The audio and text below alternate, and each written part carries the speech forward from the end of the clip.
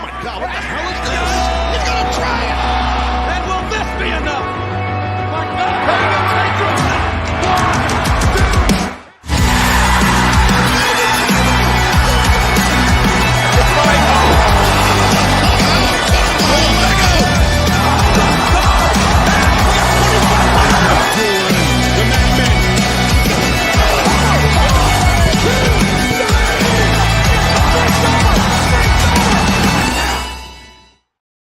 What is up, everyone? Welcome back to another episode of Ruckus Wrastlin. I am Josh Mabry, along with my tag team partner in this journey, Justin Toner. How are we doing today? He's everywhere. He is everywhere. The man they call C.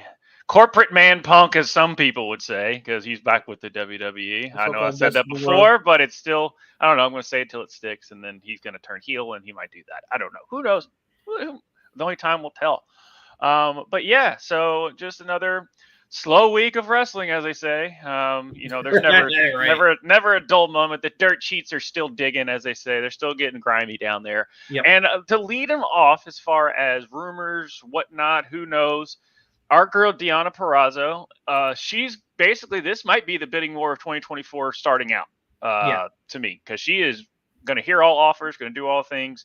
And I know we've already kind of talked about where we think she may end up, but only time will tell. But Justin, tell me a little bit about where we are in the bidding war for our girl Purrazzo. All right. Well, last week a report came out from Sean Ross Sapp at Frightful that Deonna Purrazzo, who's been in Impact multiple time, Impact / TNA Knockouts champion, has been a great performer for Impact in the women's division, that her contract is up in January with Impact, which is going to be going back to TNA in January as well, on top of that. And that she's looking to hear other offers. She wants to explore free agency. She wants to see who's going to offer her the most money to come work for them. She's been everywhere. She worked with WWE in the past. She was in NXT. She did do some matches for AEW way back in the day, unsigned. She's been in ROH, AAA, Stardom. So she's been everywhere. So this is a big deal. This is she's well regarded women's talent. She's everyone gives her accolades, and it's deserved. She's really honed her craft for the last couple of years, especially after WWE cut her loose. Dropped the ball. But, it's just our opinion, even though it's fact. Yeah, they, just like they did with Swerve, And she went over to Impact / TNA and really made a name for herself. I mean, she's been highly regarded, highly ranked for quite some time. So it's going to be very interesting to see what's going to happen. So I have no doubt that both AEW and WWE are definitely going to try to see if they can lure her to come on over. I'm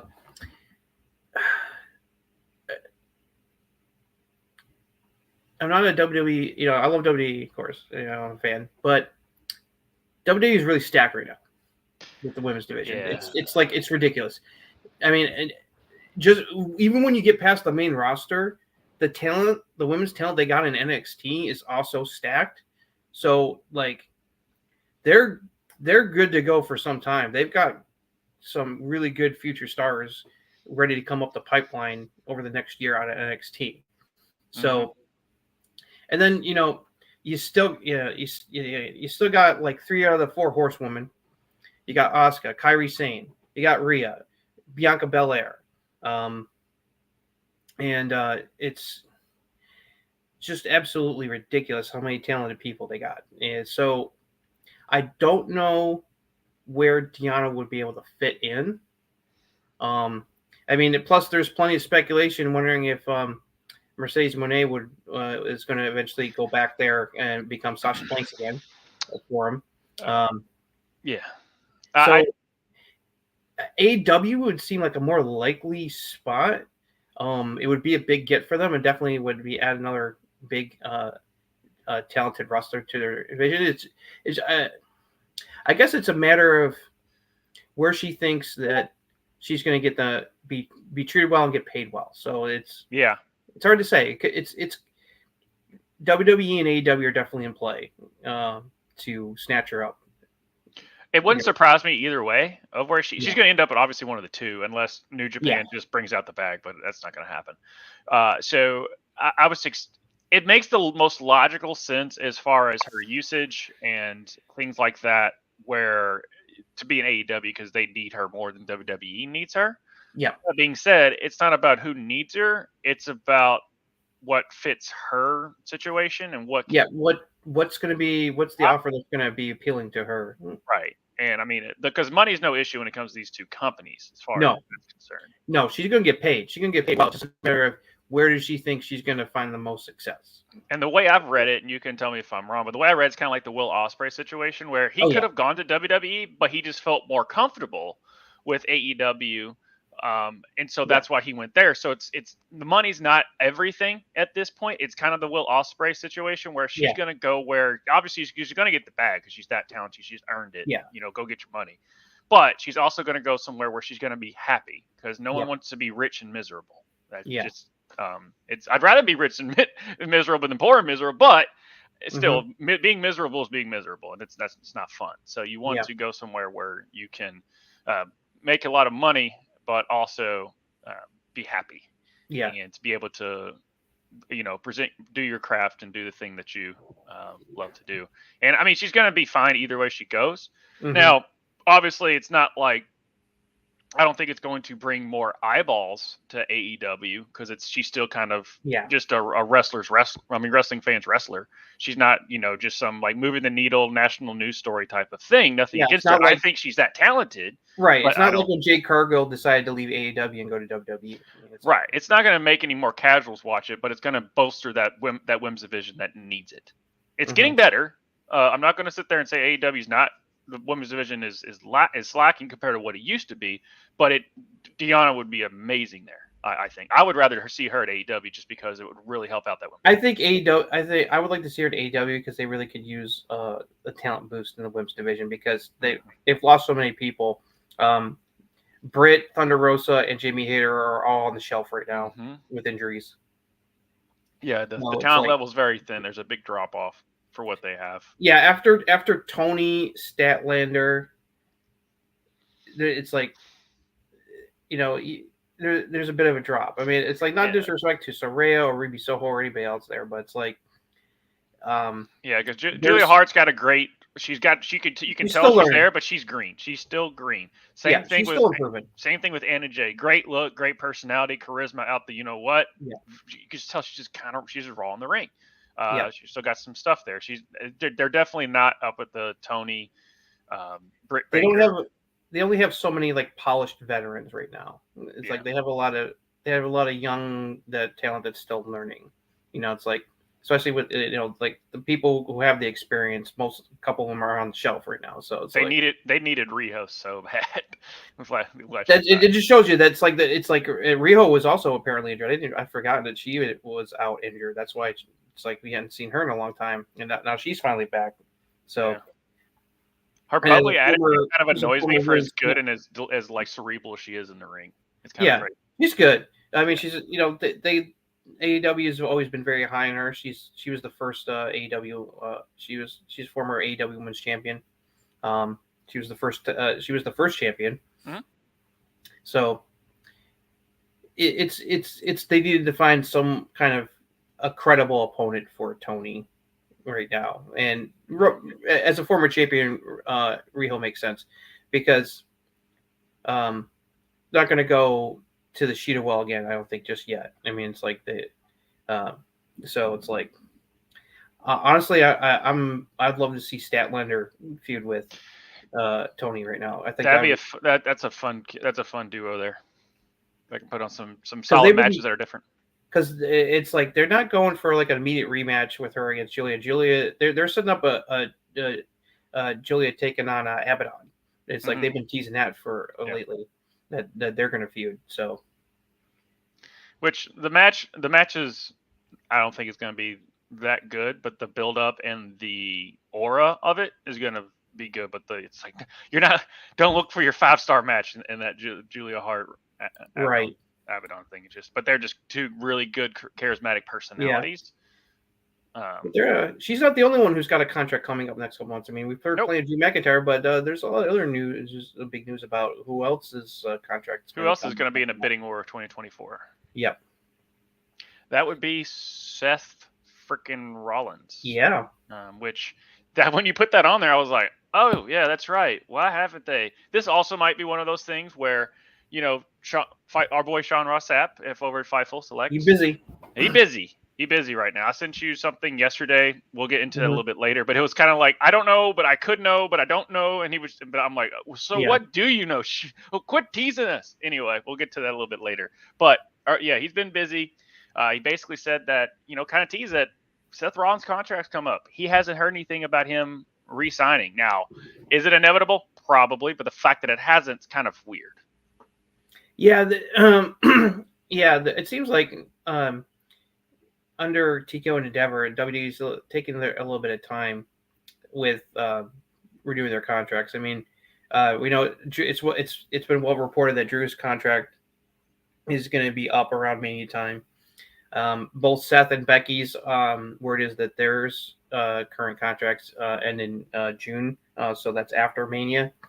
So people are wondering, why is it? Well, it's like, I'm sure that when the time is right, they're gonna work things out. Unless someone's not happy. I mean, I'm not worried about. I'm Drew. It's kind of maybe up in the air because all the reports that he's not happy with what's going on, but he's doing great work on Raw right now. Because people are speculating, do you think that Seth and Becky would leave, go to AEW? It's like, well, you can't say never these days, especially not after anymore. Punk returning to WWE is an emphatic reminder of you never know. Yeah. But they love WWE. They both of them feel like WWE for life. The two of them. So I think that they're going to stay. I don't think like Punk is going to have any influence about Seth wanting to leave and stuff like that. I mean, unlike the Elite, Seth's willing to do business and work with CM Punk, even though he's got real legit personal issues with the man. I mean, and he's shown that because it's like he and Cody are not like the best of friends either, but it's like they had no problem working together. So it's like it's same with Punk. So he's been very vocal about his love for WWE and his support for the company. So I don't think he's going anywhere. I think they're probably just waiting for the right moment to talk. So I think it's already been discussed, but since Endeavor's taken over, and plus with them still figuring out a payroll, basically, with them still cutting people, and stuff like that, just kind of figuring all out with the merger. Yeah, I maybe think that might. They wanted to because they've been they've done most of the cuts on the business end. They released some talent, on-air talent. They released a couple of wrestlers and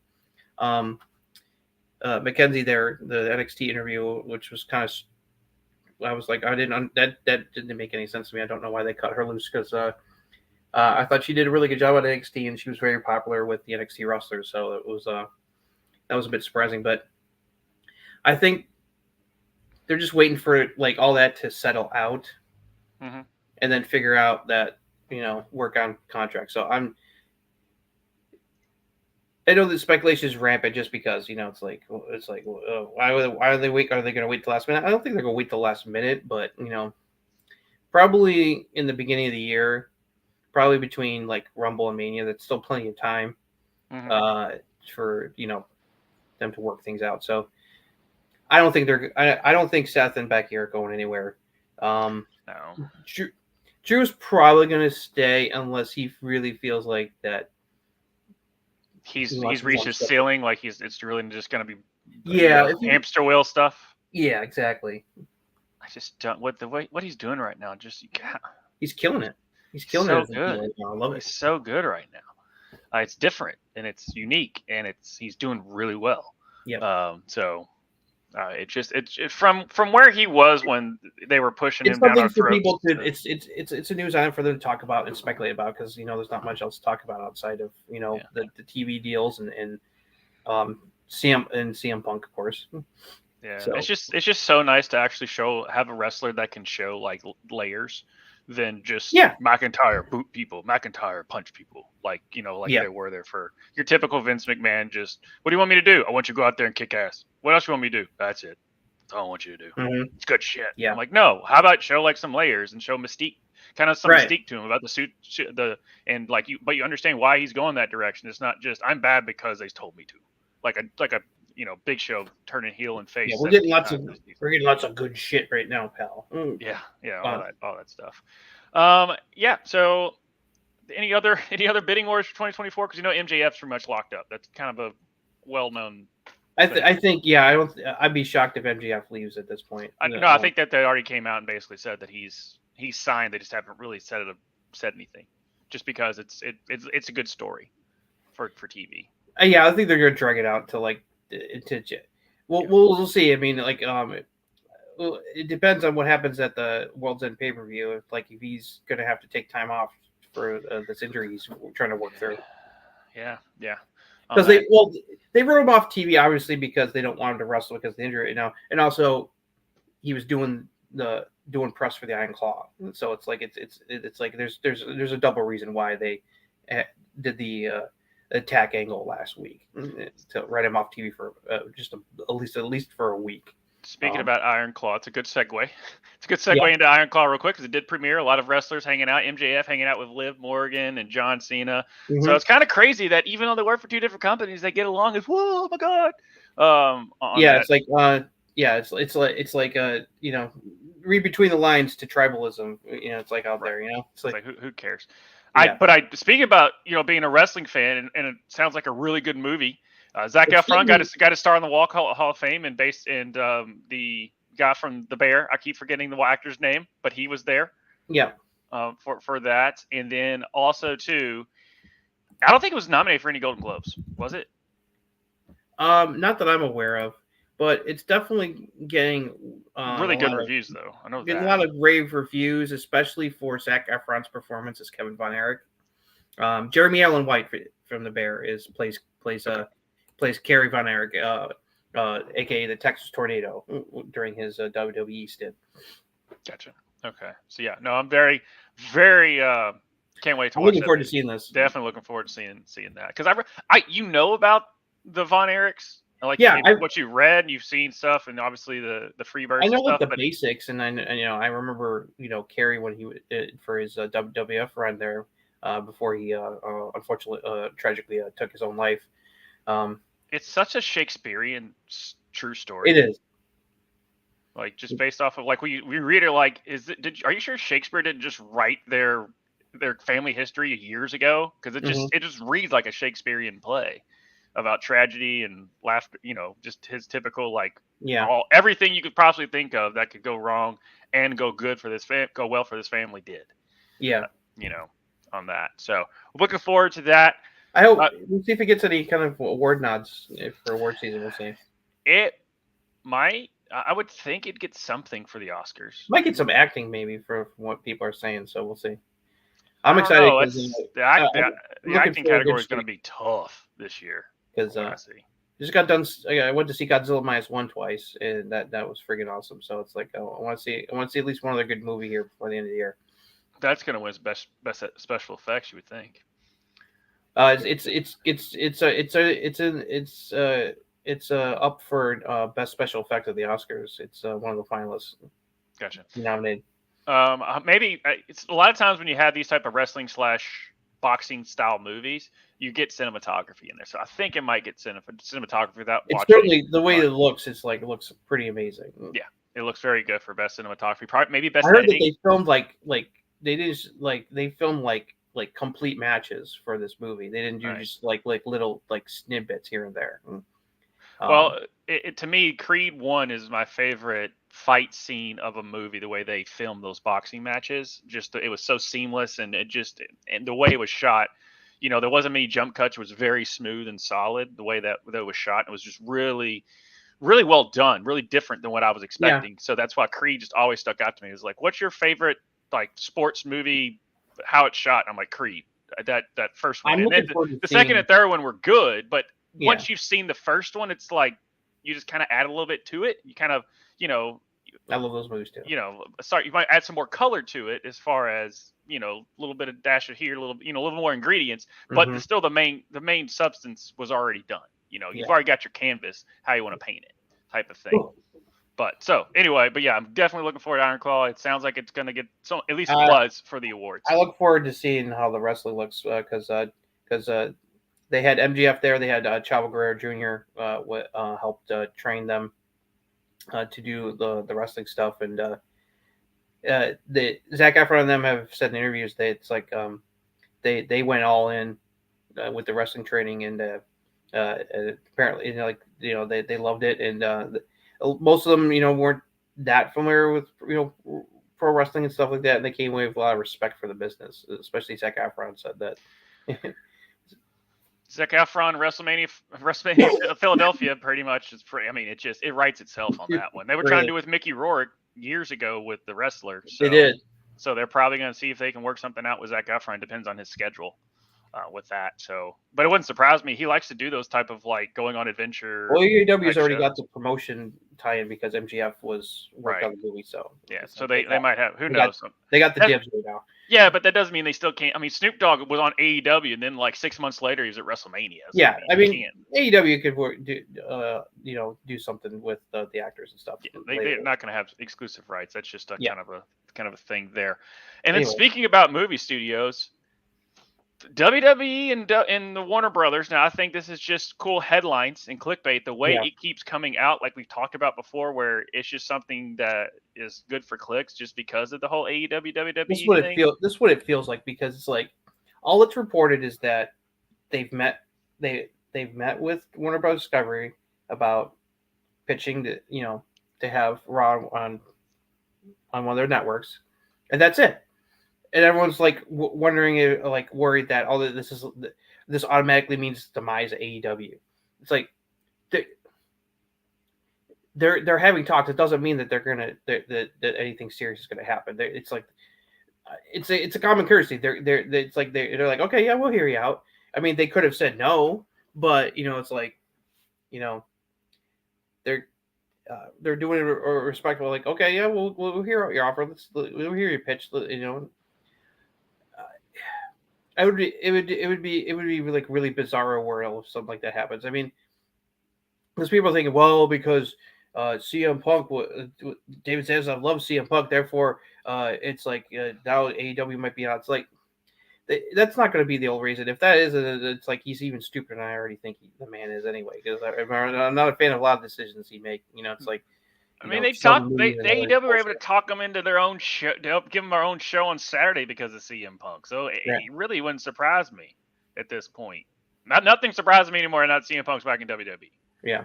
On that regard. So does it sound far-fetched and dumb for them to be, because no wrestler's bigger than the company, right? That's what they always say. No one person's bigger than X. It's always been, said. Insert one person is bigger than X company or establishment or something. They've had a good relationship with Warner Bros. Discovery. Tony said that they've said that they're very happy. So it's like, I don't see anything change. It's like, it's understandable speculation. And of course, people are concerned. They don't want AEW to have to like find another home on television. It's like, so.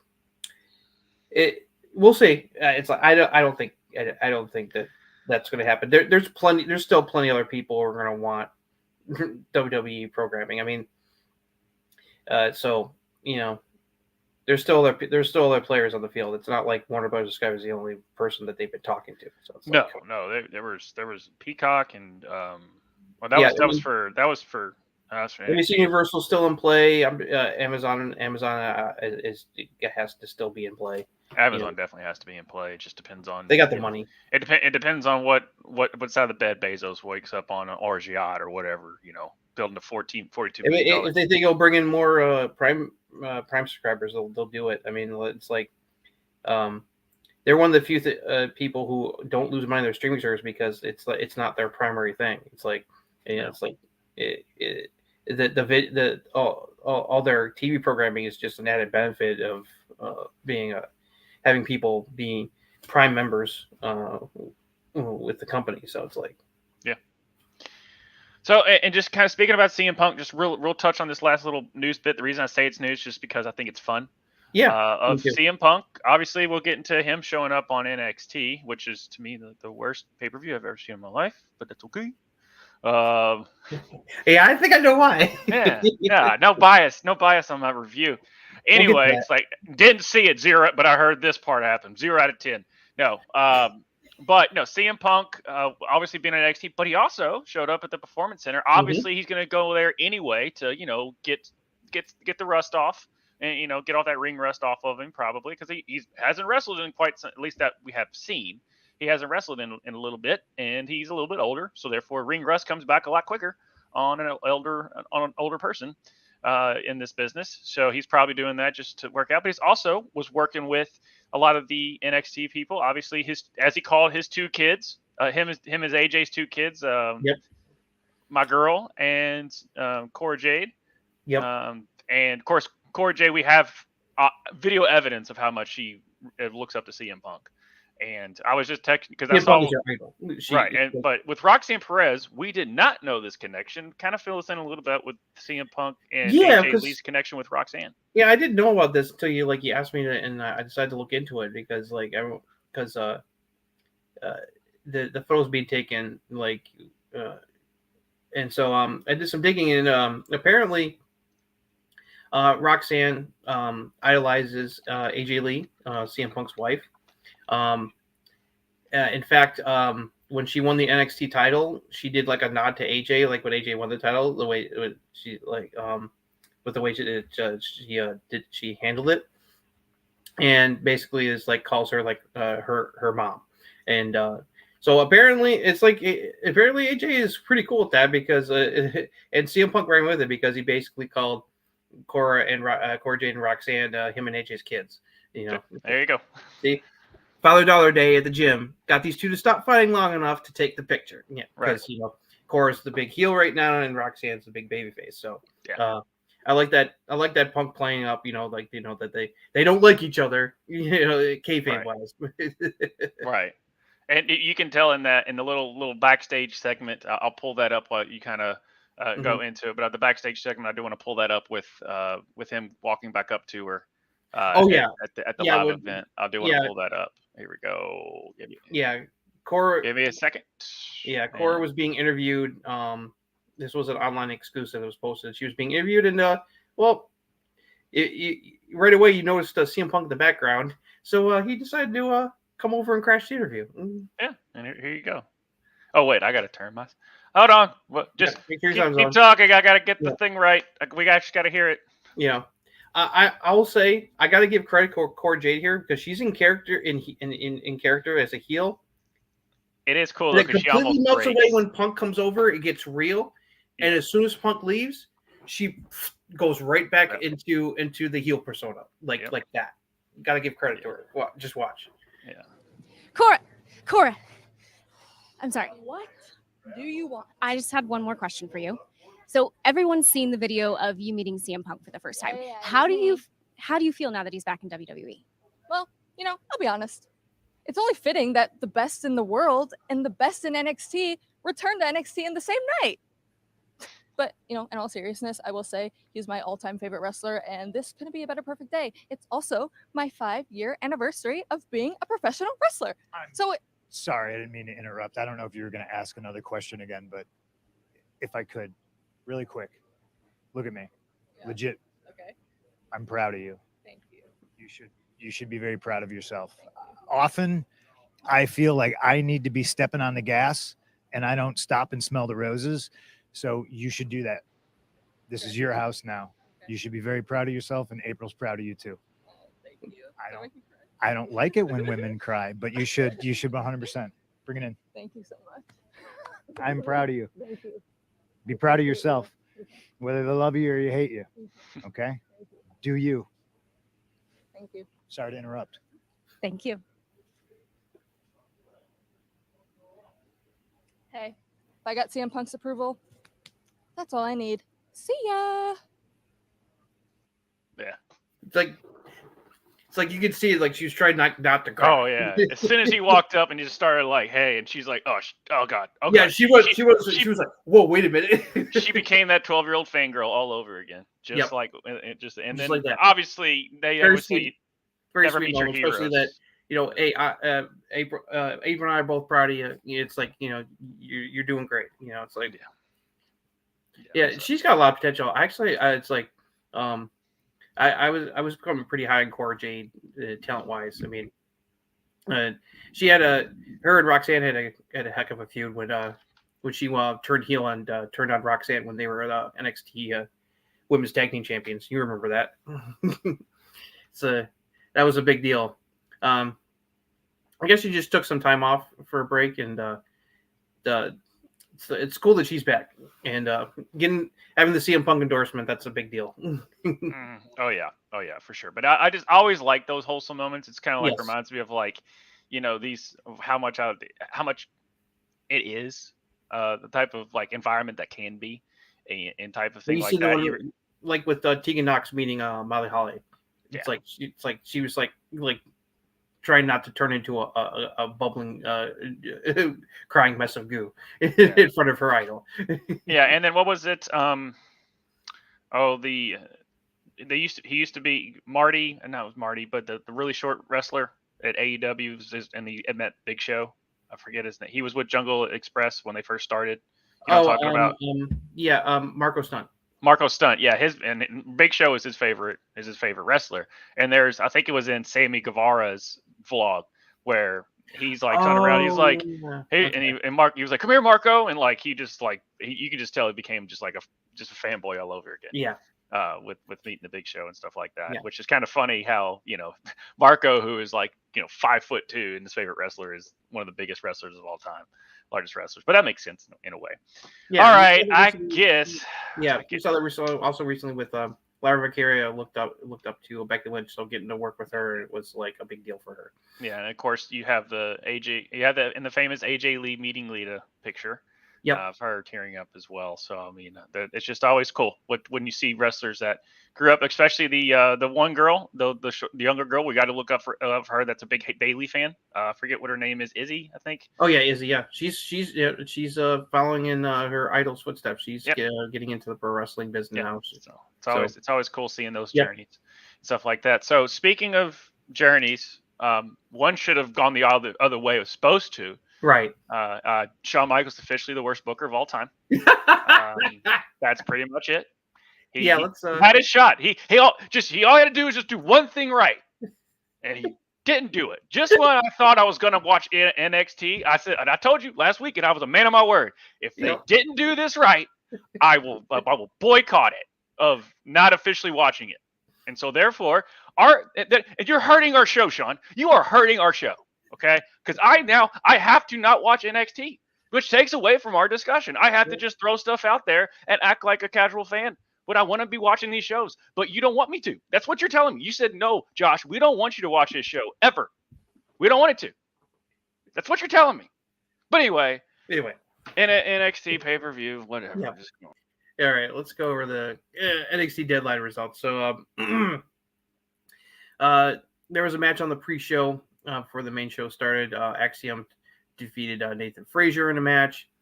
The main show opened with Shawn Michaels warming up the crowd, and then much to everyone's surprise, CM Punk came out, joined HBK in the ring. They had a little bit of fun little banter, especially with him wearing a Bret Hart hoodie.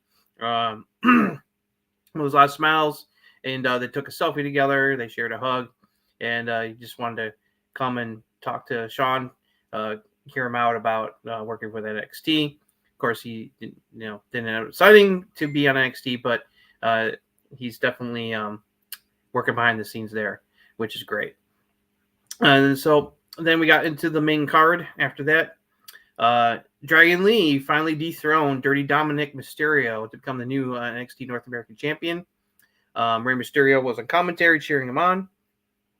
Pretty solid match. Then we had the Women's Iron Survivor Challenge match. And that was won by Blair Davenport. She was able to get one more fall to take the lead over Lash Legend. And then basically ran away in the last 20 seconds to avoid getting pinned to hold on to win. I know some people probably were hoping Tiffany Stratton would win, but Blair makes sense. She cut a promo afterwards saying she was going to get the title shot against Lyra Valkyria at New Year's Evil show, and that she was going to take the title. Lyra came out to respond, but didn't get to really respond because Cora Jade, as we were talking about earlier, returned to NXT and attacked Lyra from behind. More on that on NXT Tuesday. Then we had Carmelo Hayes took on Lexis King. He beat Lexis. And then after the match was over, King confessed that he did not attack Trick Williams. He was not responsible, but he thanked Carmelo for the PLE payday, as he said, or spotlight. Then we got to the Men's Iron Survivor Challenge. This match was the match of the show for sure. Just absolutely crazy spots. Heck of a great job by everyone involved. Dijak, Tyler Bate, Braun Breaker, Briggs, and Trick Williams. It looked like a couple Bate, Braun, and Dijak were all at 3 pins. Trick was at 1, but in the last minute he went on a tear and got several falls and pinned Braun with just 5 seconds left to take the lead and won the Iron Survivor Challenge. So he will face Ilya Dragunov for the NXT title at New Year's Evil as well. Then the match that hurt Josh tremendously. We're not. No, just move on. Just move on. We don't care. Just move on. Yeah, she lost. Whatever. Move on. Unfortunately, our girl Roxanne Perez lost to Kiana James in a steel cage match because Kiana James is a cheater. She had her new friend Izzy Dane show up to assist her in defeating Roxanne to win the match. Very disappointing. I thought this was going to be the cap of the feud, but I guess not. Oh well. Definitely the weakest match of the card. Actually, the match was kind of disappointing in my view. But then things picked up, thankfully, with the NXT title match. Ilya Dragunov defending against Baron Corbin. Very good match. Ilya won as he should have, but him and Corbin had a heck of a match. Good finish. So that was NXT Deadline. It was an okay show, to be honest. Some of the matches didn't hit. Like the Women's Iron Survivor match was actually disappointing. It didn't really pick up until about the 15-20 minute mark. When Lash Legend came in and started wrecking house, that's when the match kind of really started to hit on all cylinders. There was a great spot from Tiffany Stratton, no surprise, where she basically dove off the top of the penalty box to wipe everybody out because Metaphor came down and tried to prevent Tiffany and Fallon Henley from coming out of the penalty box, trying to help Lash Legend to win the match. And my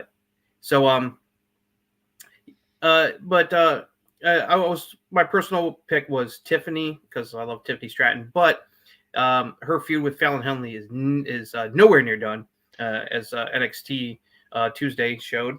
Blair Davenport's been built up for a while. She was behind all the attacks in the parking lot that put Nikita Lyons, a bunch of other people on the shelf. So they've been slowly building her up as a serious heel contender. So, which I'm fine with. She's a good wrestler. They also showed They also dropped a picture of CM Punk with Nikita Lyons at the PC as well. Oh, so, awesome! Yeah, I'll have to I'll look that up afterwards. Yeah. Because I love Nikita.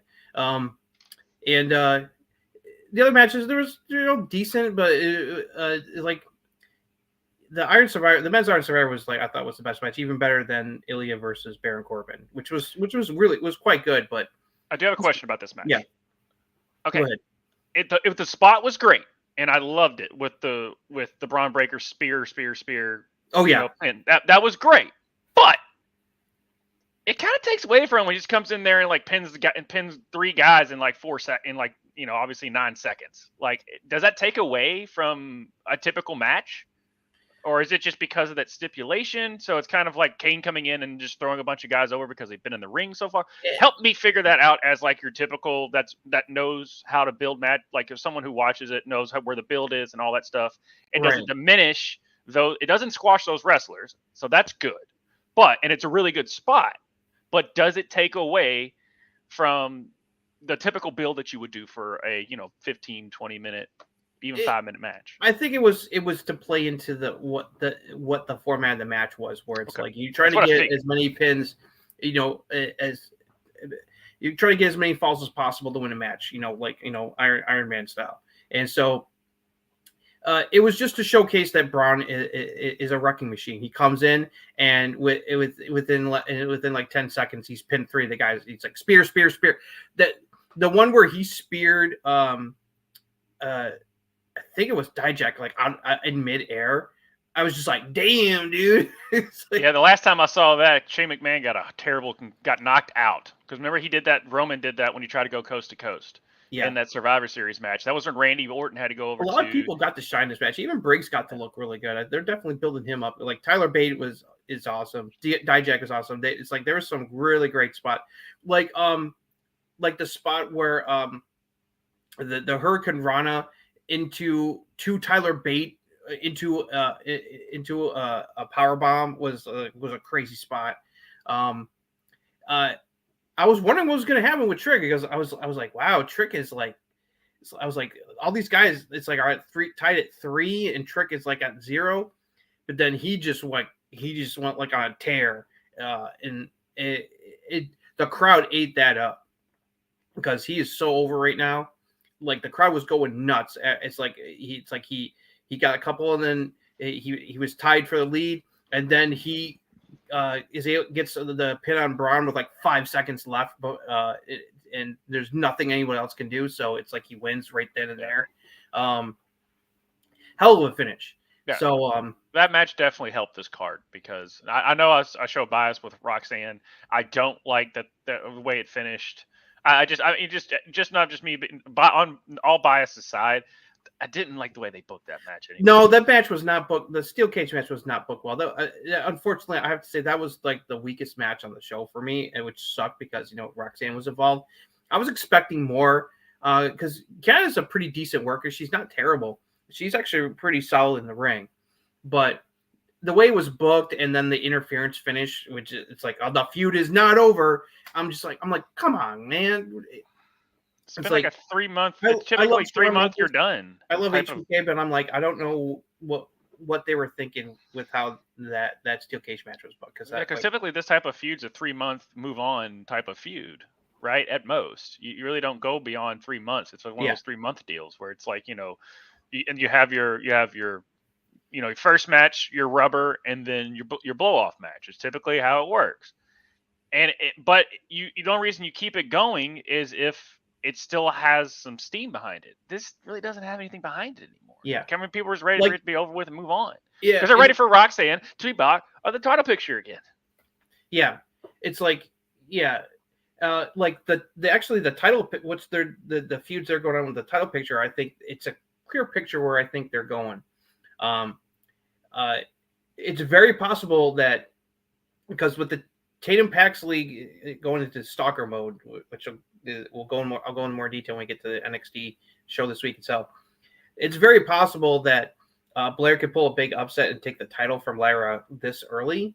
Maybe not New Year's Evil, but maybe like at the next major pay-per-view, which will be Vengeance Day in February before they get to Mania, which is Stand and Deliver.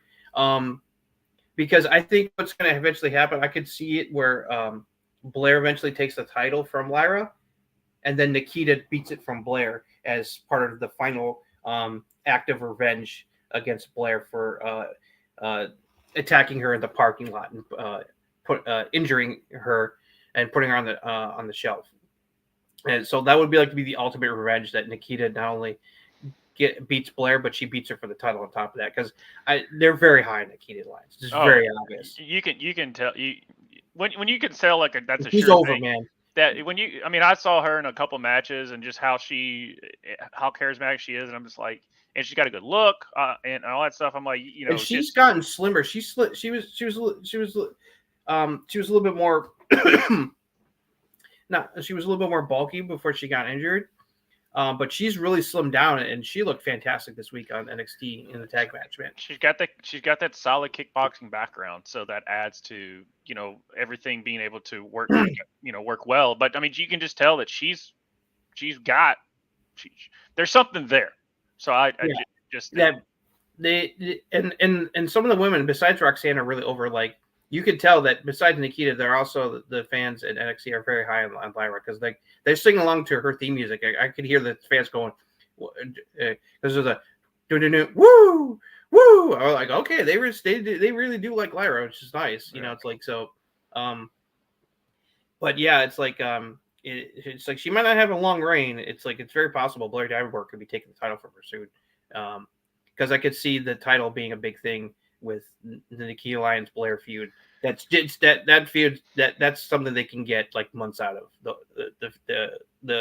because Nikita's out for blood, It's yeah. But last little thing, it's just insane on how over Trick Williams is. It's insane how over he is. I'm surprised. I like him, but I'm like, hey, it's not like that's kind of like he's like the LA Knight of NXT in that. Yeah, way. I don't think they're gonna. He's not gonna be dethroned Ilya. This just reeks of that. The Mello turning on him is it's the Mello turn's coming. He's gonna screw him out of the title, and they're finally gonna have that big blow off. It's gonna be a DIY all over again. Because Trick is good in the ring, but he's still got a ways to go. It's like he's got the talents there. But he's still got. There's plenty of room for improvement. So he's not going to be getting called up the main roster anytime soon. He's going to be there in NXT for a little bit longer. Mello Braun are definitely. It should be on the main roster, but soon. I really hope when Braun shows up in the Rumble and just spears the fuck out of people. Like that Keith Lee type of situation when him and Brock kind of went toe to toe. Yeah. Yeah. I would love to see Braun face off with Gunther or maybe even Brock if Brock ends up being in the Rumble if he comes back for the Rumble. But yeah, it's like he's gotten so damn good in the ring. He's worked great as both face and heel. It's like he's killed it with the heel run. He's still very over, even though he's a heel. I mean, you can hear the dog pound whenever he comes out. So it's like. I think it's in the contract is the couple has to the Braun and Cora have to be either a heel or face. They can't be different. They have to be this in their relationship. That way they this was my least favorite NXT pay-per-view of the year. It wasn't like a horrible show, but it was okay. It was like middle of the road. It's the worst pay-per-view of all time. I told you. So. But like I said before, we better buy Roxanne.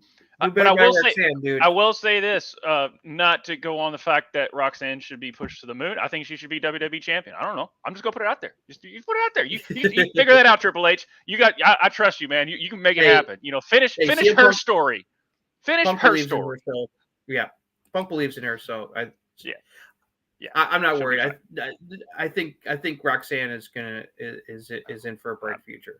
I'm not worried about Roxanne at the least. The last thing I will say, and I've been saying it all the time, as much as he's kind of on the microphone and stuff like that for years, Baron Corbin can freaking go in the ring, and he works with everyone, and he works well. He puts on entertaining matches. When Vince McMahon isn't telling him to put dog food on Roman Reigns, he actually works. Right. And he's the safest wrestler for a reason. He's very, very good. He just does. He's professional as hell. Okay. This is me giving praise because he's always on the cusp of having X-Pac heat, and he shouldn't get X-Pac heat at all. Yeah, it's just the way it's like his demeanor is very just. No, yeah. People who complain about Baron Corbin don't complain about his in-ring work. They can just complain about how he's been portrayed and like his character work. outside of bum ass Corbin, which was awesome. I did like bum ass Corbin. I thought that was something that he should have done a long time ago. But bum ass broke Corbin was they should have milked that for a little bit longer because the fans were getting behind him. Oh yeah, well that's the sign of a Vince McMahon. It's like as soon as you start getting over the fans, oh no, that's not working for me, pal. If Triple H was in charge of creative at the time, that would have worked out a lot better. Yeah, we still would have had Rusev Day. So yeah. All right, that's it for NXT for the rest of my life, at least. So I guess we will move on to a pretty solid SmackDown. Yeah. All right, so backtrack a bit to Friday Night SmackDown on Fox. This was a tribute to the troops special episode of SmackDown. They did had a rendition of God Bless America by the War and Treaty to open the show. Then we had the opening match. Santos Escobar defeated Dragon Lee in the U.S. title number one contenders tournament. Kind of surprising result, but Dragon rebounded by winning the title at Deadline the next night, so it turned out to be okay for him. Cody Rhodes made an appearance to introduce the U.S. Army drill team. A nice little bit. And then Bobby Lashley took on Karrion Kross and defeated Karrion Kross to advance in the U.S. title tournament. Then we had one of the big moments of the show. CM Punk came out, cut in a fantastic promo where he just like ripped into Roman Reigns and Seth and a bunch of other people, while also complimenting people like Cody and LA Knight. And fantastic stuff. And then culminated with him saying that he was back to finish his story, to borrow a phrase from Cody, which is to finally do something that he's never gotten to do before in WWE when he was previously with the company, and that's main event WrestleMania. So then he was talking with Nick Aldis in the back, who offered him a contract and said, let him know. And then Cody came up and said that if Punk wants to finish the story, he's probably going to need to win the Royal Rumble, which he finds very interesting because obviously Cody is going to be looking to win the Rumble itself to get his rematch with Roman Reigns at WrestleMania. And he said, welcome to Punk back. Said, good to have him back, old friend. And they shook hands. So I think they're both going to finish the story. Anyway, then we had Asuka taking on Charlotte Flair as part of the continued baby faces versus Damage Control feud going on. Once again, they told Damage Control didn't want Bayley involved, told her to stay in the back. But just like last week, she went out to help. But this time, instead of it backfiring, it succeeded, and Asuka was able to get to win with Charlotte Flair. Although the finish was definitely rushed because, unfortunately, Charlotte got injured during the match. The injury did not happen live on television. It happened during the commercial break. She hurt her knee, and she could tell when they came back from break that she was having a hard time standing on it, and she had to be helped for the back afterwards. We do not know how serious the injury is. She was not at any of the house shows over the weekend, so no word on if how serious it is and if she's going to miss any time. So we shall see. Hopefully, it's not too serious. But interesting wrinkle with Bayley doing something positive for once. So that's definitely going to play into the ongoing storyline of her eventual breakup with the rest of Damage Control. And then we had the main event where LA Knight, and the Viper Randy Orton joined forces against the Bloodline. And they beat Solo and Jimmy Uso, much to Paul Heyman's dismay, to close out the show. So very solid SmackDown. The good matches all around. Main event match is good, but the highlight was definitely CM Punk's 10-minute plus promo where he this is what people were hoping to hear Punk say when he showed up on Raw last week. And so who were disappointed, everyone's like, no, this is the CM Punk we want to see. And he hit home run after home run with some of the stuff he said. I love the burn where he's like, he told Roman, he's like, I acknowledge you. Congratulations on what I said, but just remember, it's like Heyman was my wise man first. I was an original Paul Heyman guy. Although I think, actually, isn't Brock technically the OG Paul Heyman guy? But he's it still works in a sense. It does because Heyman was like the advisor to Punk during his title reign before he turned on him. And he was the one that kept pushing Punk in backstage when no one else wanted to. That's why. It's because Brock was Brock, and he was just there for a mouthpiece, and they just worked together. Paul was saying, no, this is the guy. Right. It's like he was one of Punk's most vocal advocates and supporters behind the scenes. Yeah. So, and he was the reason, because, I mean, obviously we know Triple H and Shawn Michaels is kind of funny now, how they're all like, woo, buddy, CM Punk's back, yay! And I also love the Seth dig where he's like, he didn't say him by name, because you know who he's talking about. He's not even the man in his own household. It's like, ooh. Yeah. It was like, everyone, except for that one guy. And I was like, yeah. And then we got Raw, and I was like, yeah. Yeah, it got even better. We'll talk about Raw in a bit, but this was great stuff from Punk. I also love the little backstage bits where it's stuff where he's like running to people. Great setup for a potential future feud with Kevin Owens, because Kevin Owens is obviously in character not a CM Punk fan, and it's like just like I don't give a two shits about you. And then also where he teased going into the Bloodline locker room to say hi to Paul, but then decided not to. And he also did a slight dig at the Young Bucks with who punches people. Oh, I forgot about that line. That's insane. That line that shows you that crowd was full of just like casual fans, because that dig at AEW dig went right over their friggin' heads. There was like no reaction to that. Yeah, which really surprised me. I was like, oh, that's a nice subtle shot. And I also loved where he just like walked up to say hi to Orton and LA Knight, which is a really cool moment. It's like, hey guys, good luck tonight. And they're just like, did that just happen? Yeah. Yeah. I was surprised on how decently well Randy and LA worked. They worked great together, and the crowd was hot because they love both Randy and LA Knight right now. So it's like they were hot for that main event match. Yeah, and I mean, is it me, or is like LA getting progressively more crisp? And Randy let Knight get the pin too. It's like which I thought was a cool moment. So yeah, but like I was saying, is it me, or is LA getting a little bit more crisp each week in the ring? I think he is. Yeah. Because he's like he was on point in that match with stuff. So I hope Charlotte Flair isn't seriously hurt. I don't know what's going on with Karrion Kross, if Triple H has given up on him, or if this is leading toward him hitting rock bottom and then a resurrection.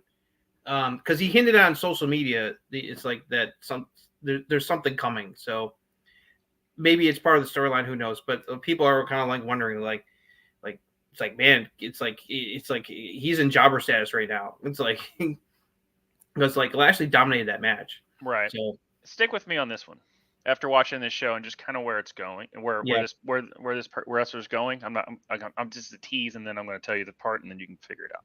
Mm-hmm. With his work, the way he's doing right now, with him ever since he turned, could we see at the Royal Rumble a face Logan Paul, because Santos Escobar is just so over with his heel run? Because he is so solid right now. He is doing very good character work. Yeah, no, Santos is killing it with this heel turn. But you understand, like, I would rather him win it just because of the run he is on, and I think Santos is going to make the finals. It's going to be very interesting because it's Santos versus Lashley in the next round. Yeah. So it's going to be very interesting. It'd be very interesting to see, because I think Santos is going to make the finals just as part of like the push they're giving him. But yeah, I don't think he's going to win.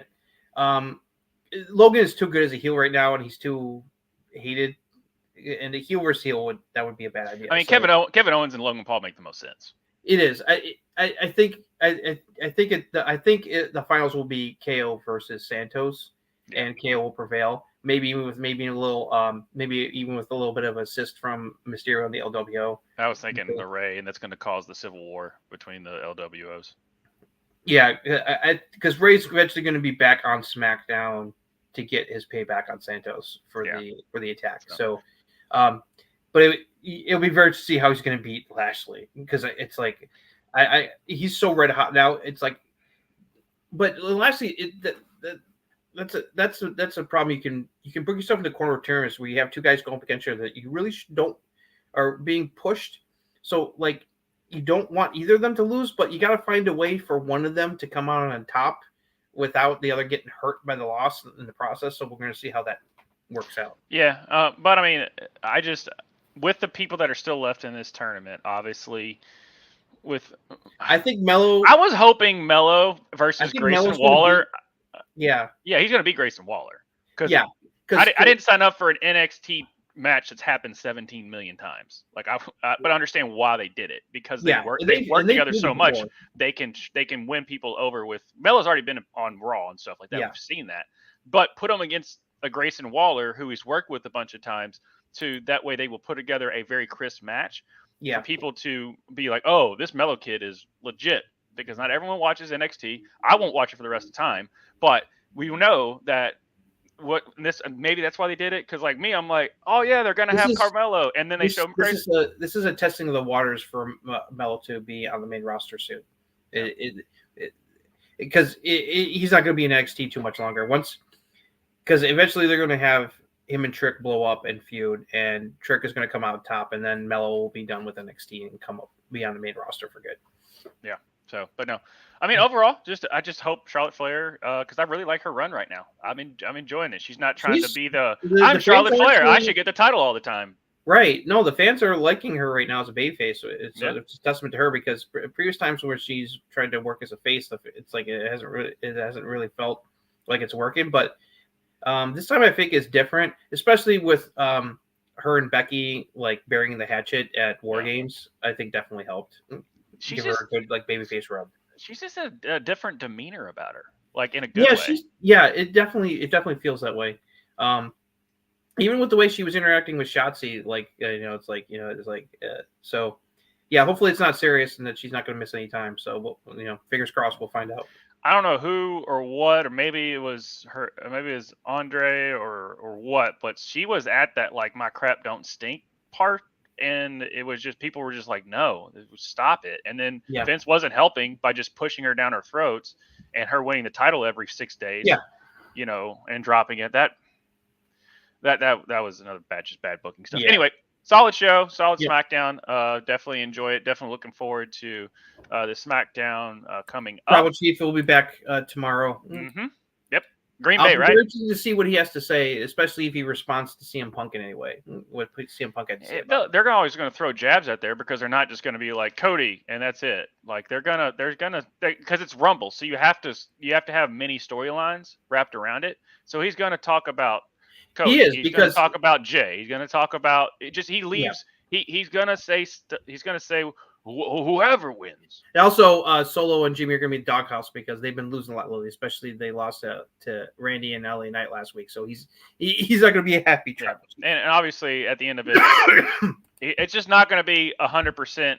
It's not going to be like a 50-50 LA Knight Randy Orton. He's going to bring up. He's going to have subtle. He's going to be like 10%, 10 or 5% Punk. 10 or 5%. He might bring up Cody. I don't know. With Cody being on the show, talk about the Royal Rumble and them trying to build storylines for the finish in the story. He's going to do 5 or 10% Cody Rhodes. And then the rest of it's going to probably be doghouse, even with Paul Heyman as well, because I've been gone and nothing's gone right, type of thing. Randy Orton, you've let Randy Orton on my show, that type of thing. Yeah. He's going to be like, it's like Randy Orton's on the show and he's coming. He said he's coming after me. It's like, It's like I told you to take care. It's like he's Right. gonna be on him. He's gonna be all over. Am I the quarterback? I still go back and watch that little bit. Am I the quarterback? Am I the quarterback? Is the quarterback? Am I the quarterback? I don't know why. Just pop. Everyone thought AJ Styles would be back this week because they were kind of starting to advertise he was going to be on the show, but then they changed it. So I think they're going to. I would not be surprised if AJ returns tomorrow as well. Good Rumble thing too. Yeah, because I thought they're advertising for last week, so I was just like they were, but then they stopped. So maybe they changed their mind. Maybe they decided because the Bloodline put him out of action, so maybe they wanted to save his return for when Roman's there because then he's going to go right for Roman and company. Plus, I think they were like, all right, well, we shorted Punk on 5 minutes, so there's no reason to try and fit this little bitty part in. Yeah, because Roman's not even there, so why bring AJ back? All these people are after him. It's like LA Knight wants him, Randy wants him, AJ Styles is going to want him in the Bloodline.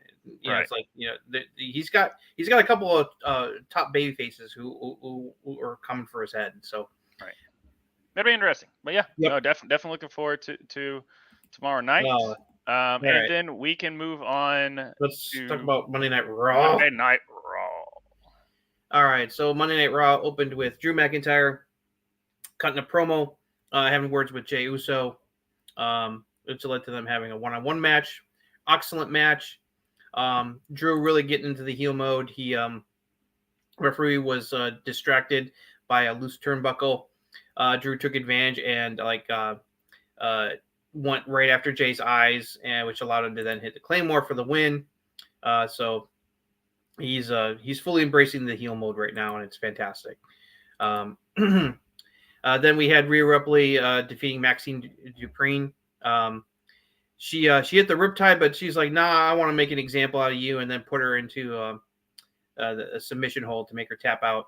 And then Ivy Nile, who has become friends with Maxine in the back, was there in her corner for the match. She got into the ring and had a stare down with Rhea, teasing a potential showdown between those two in the near future. Then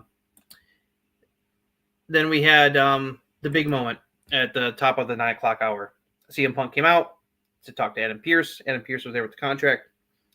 CM Punk cut a promo and said that all the offers are good, but he felt that Raw's was the best and that he had decided to become exclusive to Raw, and he signed the Raw contract. Celebrated the fans, and then the moment everyone's been waiting for, Seth freaking Rollins music hits, and Seth come out down to the ring. Him and Punk had a pretty long stare down without saying anything to get the fans hyped. Fans were behind both guys, but of course booed Seth when he started digging into CM Punk, and Seth cut a just home run promo, ripping into CM Punk about like, don't you dare call this place home. You left and trashed this place and tried to tear it down. It's like, how dare you come back here and say all that? It's a bunch of crap. And then it's like, I know this is your last chance. So he's like, but in the small, minuscule chance you may actually change, I'd love to see you earn your way to the top so you can face me for this, and I can beat you and prove that I'm the best in the world.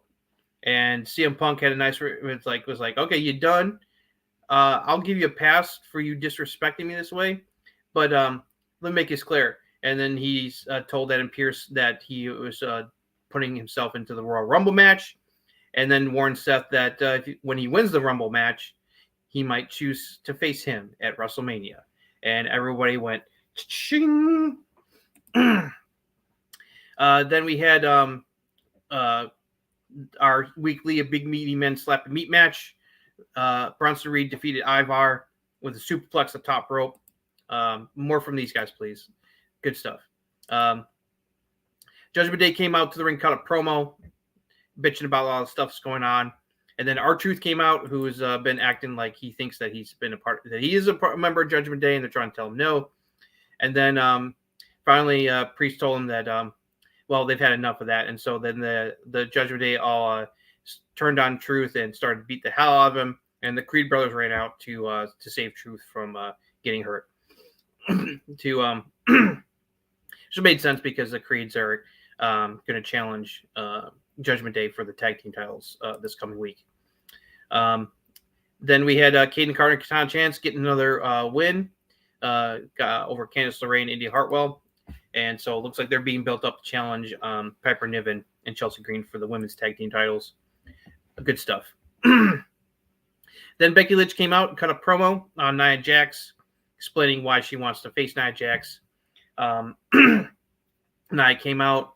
Becky basically wants to she knows that people say that, she only became the man and got the meteoric rise that led her to being at the top and going to main event WrestleMania, making history, only because of the infamous punch from Nia that busted her nose and gave her a concussion. And she wanted to prove that it was not just that it wasn't all about that, and stuff like that. And she wanted to have a match with Nia. Nia was just like, nah, I don't give a crap. Becky tried to goad her into hitting her, and Nia had a really good comeback for her first time, I thought, by saying, no, you need this more than I do, and just walked away. So Nia's playing hard to get with Becky. So, but we'll see what happens. Then to please the Cleveland fans, The Miz teamed up with DIY, fellow Cleveland alum Johnny Gargano, take on all of Imperium. Babyfaces won, and much to Gunther's dismay, he chewed out Giovanni and Kaiser in the back. And then Miz came up to him and said he wanted another shot at the IC title. And Gunther said, "Yeah, sure, I'll give you one more shot. But if when I beat you, you'll never be able to challenge for the Intercontinental title again while I have it." And so Miz is like, "Okay, deal." So they're gonna have a rematch on Raw. And then in the main event, Cody Rhodes took on Shinsuke Nakamura. They were having a really good match, but Shinsuke decided to play dirty again and busted out the red mist in Cody's face right in front of the referee, causing a disqualification. Before he could do any more damage to Cody, the Creed brothers, of all people, came out to help Cody as well, and Shinsuke took a powder to end the show. So Creed brothers are all over the place on this show. But let's start with the CM Punk Seth Rollins face-off, because this was fucking gold. Oh my goodness! I'm the first thing that came to mind. I messaged you. Yeah. This reminded me of that stare down from The Rock and Hulk Hogan when that first came back, because it kind of matches up if you think about it. Mm-hmm. So one guy, proven star, disgruntled, leaves. Right now, obviously Hulk Hogan just goes against the money at WCW. Has success at WCW, and has success. Goes to a different company. I know it's kind of some years apart, but goes to a different company, has success being the main guy, and then the company goes. And then he comes back. Then he comes back, and when he leaves, that rising star becomes the guy, and is over with the fans. And then they have that stare down, and they talk about and he kind of has that same type of like, I was here, I looked up to you, and you left. And then you're talking, hypocrites and all that stuff. And it kind of had that same feeling behind it. And I loved the fact that CM Punk didn't try to do the trade barbs, because he didn't need to. He didn't have Not yet. Not yet. He doesn't. He's not having that MJF. He will have plenty of ammunition to throw back in Seth's face down the line. Oh yeah. No, I mean it's going to be great. Again, this is just print the money yesterday. Right. Seth did exactly what he needed to do to set up this feud with, especially with don't you dare call this place home after how you disparaged this place after you left. And so many of the marks were like, yes, that's exactly it, because they know he's full of shit. Yeah, basically saying he's full of crap, and that I also love that. I know this is your last chance, which it's like, which a lot of people have said. It's like, it's like kind of alluding to, what happened with AEW, which, they can't directly talk about, but they're doing a good job of making very obvious references if you're in the know. Right. I did like his little, like, I'd say this and all that, and he just built it up and goes, I hate you. And like you just the visceral behind the way he said that, because it's true. He doesn't like CM Punk at all. I don't know if he hates CM Punk, but he definitely doesn't care for the guy. No. It's like I don't know if he hates, but it's like it's very believable because some of it is based in reality. Yeah. If there's really bad blood, I mean, this is why the culture in WWE, despite who the booker is and stuff like that, is so solid. It's that Undertaker established culture. The reason I'm saying that is because Undertaker did business. It didn't matter if you liked the person; he did business. Yeah, if he was a professional, he did business, and that's the culture that is still in WWE. Because I mean, you can sit there and say, and it's still, he had to have sit there in Gorilla when Shawn Michaels was going out there against Stone Cold. There had to have been some truth behind that, and that's where I kind of come with if it makes money, do business, because if you're both professionals, you're gonna do business because you know it's gonna make you money. They know Don't that turn down a paycheck for moral stuff. It's like Seth knows, Punk knows, and Triple H knows that those two facing off at WrestleMania is money. It's something that people want to see because of how well known Seth's dislike for Punk is, and the things he said about him, and also people also forget they have direct history. It's like CM Punk was feuding with the Shield just before he left. And also, from what I've heard, I can't remember if this is true, but before he left, Punk was a big advocate for Seth behind the scenes. The only one he didn't really want was Roman. He wanted Cassius Ohno in that spot, which, I mean, they made the right choice at the end of it, but I understand why he wanted Cassius Ohno. Because he can use that to be like, it's like when no one thought that you were going to go anywhere, I was the one advocating for you. They all saw Roman as money. They all saw, Ambrose / Moxley as money. You were the third guy. He kind of was the third guy when it first started, because when you first started. But I saw the potential in you, and I vouched for you. It's like, it's like you wouldn't even the Shield wouldn't have happened if it wasn't for me.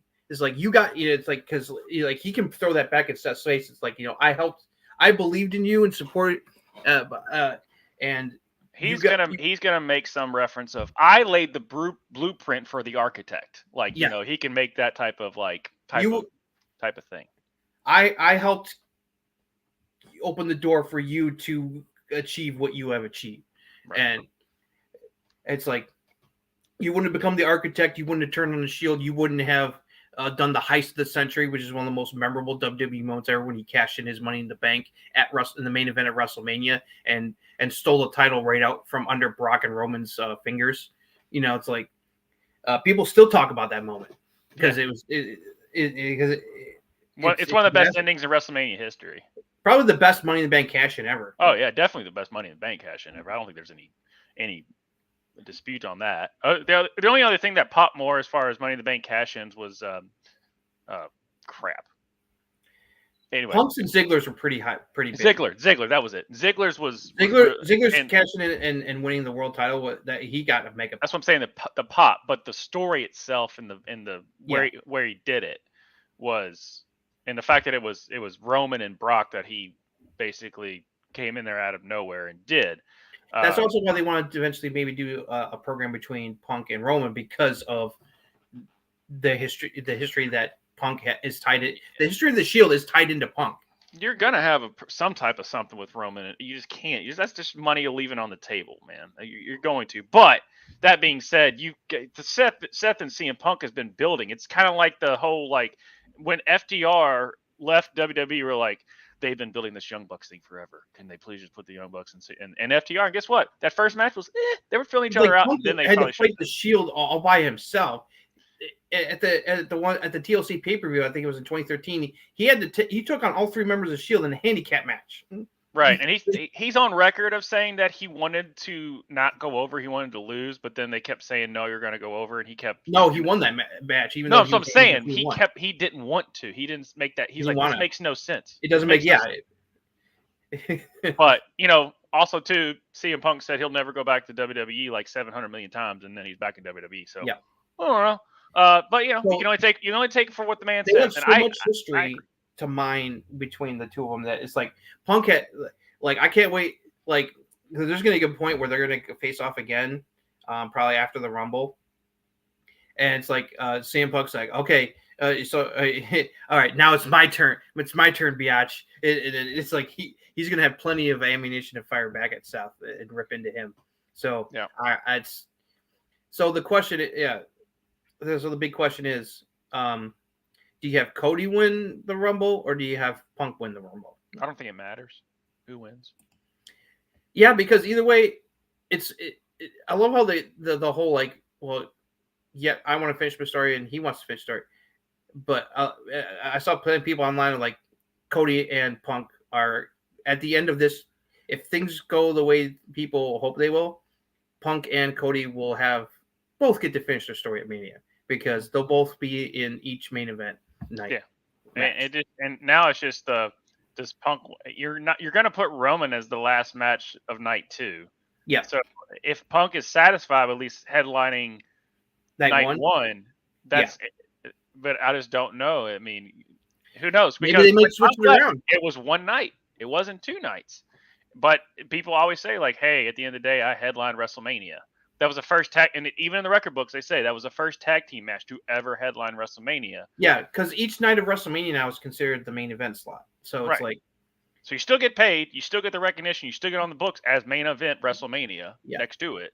So, and that's the one. There's also Elimination Chamber, so it's like it's gonna be very interesting to see who's gonna win the Rumble because then, depending on which one of them wins the Rumble, there's Elimination Chamber in Australia that can get them the title shot that they want. So I think people got to look forward to like intriguing storylines and wrestlers and stuff. It's just terrible. This Rumble is potential to be a damn good one with all the star power with Punk back, and then potentially surprise returns. Like Brock or NXT call-ups like Braun. So it's like there's gonna be a lot of intrigue, and it's gonna be very to see how it's gonna follow because you got both Punk and Cody want to win the Rumble. It's like they're both looking to main event WrestleMania. It's like only one of them is gonna be able to do it. So it's like is Braun Strowman on track to come back? No, he's still recovering from the neck fusion surgery. Okay. I know the neck fusion. They try to avoid it. I know it doesn't sound like he's going to be ready by Roman time. He's probably not going to be back in maybe until like middle of next year. Is Ricochet injured? He had a concussion, but he just came back. Okay. Obviously, Sami Zayn will probably come back at the Rumble. You would think. That was a storyline thing what Drew did to him, so he could have a little time off. Oh, speaking for time off, we forgot about doing the notes and just how WWE's doing it. WWE is basically going to go ahead and film like 2 SmackDown shows or something like that. Yeah. So they can have time off. They did that with NXT last night. They filmed the next 2 weeks, next 2 episodes of NXT last night. So yeah, I don't know. I just as a person who's so the wrestlers can have the holidays off. Dude, it's just like why wouldn't you be able to do this before? It's just nice. Like you are the main dude. You're not going to have Tony Schiavone ruining your stuff. Okay. Real quick, the only things I have to say about Raw besides how awesome the Seth and Punk face off was I get what they're trying to do with Maxine Dupree, but dear God, she is really green. She was like botching moves against Rhea there. It was not pretty. So I was just like, I get that she's come a long way. She definitely has got some athleticism, but she's really green in the ring. So I was just like, that match should have been a much quicker squash. I thought at least that's how it looked to me. But I'm intrigued by Rhea versus Ivy Nile. I like Ivy Nile a lot. So Yeah, she definitely has the look. She was fine in NXT for the matches that I saw. She's good. And Rhea's going to definitely be able to show off her. She's definitely going to be able to show off her strength. I just don't know what type of match it's going to be. I love what they're doing with Bronson Reed. Bronson Reed is getting the. I was getting ready to. There was three things I wanted to touch on. One was Bronson Reed. I didn't like the finish. Was like, oh, that okay. It just kind of like the okay finish because I was expecting superplex to something, whatnot. But nope, that was the finish. I'm like, okay. Yeah. Thankfully, I was like, please, when they both went up there, I was like, please don't break the ring. Obviously, they wouldn't, but that's been tired. It's been done. Yeah. Don't do that anymore. They should have just done it the one time with Brock. I popped so hard for that as a youngster when Brock and Big Show broke the ring. And when they broke the ring with the superplex, And then they did it again with Mark Henry. I'm like, it just doesn't. It was good the one time because you weren't expecting it, right? But then now, I had that thought because they've done it more than once. As soon as they also did it with Braun Strowman, didn't they? Yeah, I think they maybe with somebody, Braun Strowman and somebody. They've done it like at least 3. I think they've done it 3 times, but more than once is too many for that spot. Yeah. On there. But anyway, go ahead. Take it. What else would you like to highlight? Where's the connection with the Creed brothers and Cody? That's what I'm wondering. I'm like, why them saving R-Truth makes sense because they're coming after Judgment Day for the tag titles, but I don't understand the Cody connection. Why did they go out? Why did they go out to help Cody? I mean, Jay wasn't knocked out when he lost to McIntyre. Jay would have come out to help Cody. They're bros. Yeah, and it was just one guy. That was a weird decision to have the Creeds come out to. Help them out. Maybe it's leading to something. Maybe they're just trying to get Cody to show to boost them. I don't know. Give him a rub. I guess. But I'm just like, that was just so random, and there was no. I think it's just a sign. The fact they were all over the place is a sign that how high, they are on the Creed brothers. So, I will not be surprised if they take the tag titles from Priest and Finn next week. And the last thing I want to do is just a little funny thing with R-Truth and the Judgment Day stuff. So this was posted on the 12th with Rhea. She posted it of all the Judgment Day. And then if you scroll down, there's Ron. He's like, what the hell are you doing? That was where am I at, bro? No, R-Truth is a gift. I love where he was like, y'all should. No offense, bro, but you should throw JD out of Judgment Day, and JD was like had to be held back by Dirty Dom. Yeah. It's a fun little. I mean, he's so he. I still go back and watch when everything. I still go back and watch him when he was doing the thing with Brock, and Brock was he popped Brock so bad. He's one of the few people who can make a. He's like, I'm gonna throw you over the rope, Paul Heyman, and Brock is just in tears. Yeah, it's like there's not many people have ever made Brock like break character for a moment, but like Truth is one of them because he's the only man to keep his job just because he makes Vince McMahon laugh. That is a true story. Yeah. No, Vince has always been very, very fond of R-Truth, which is why he's been with WWE for so long. Yeah, because he makes them laugh. Literally, people are like, he just loves art. He just loves art. He's got the gift for comedy, and that's why he's still so beloved, not just by the fans, but also by everybody backstage. He's just a cool dude. He's a good locker room guy, man. And he knows his role, and he embraces it.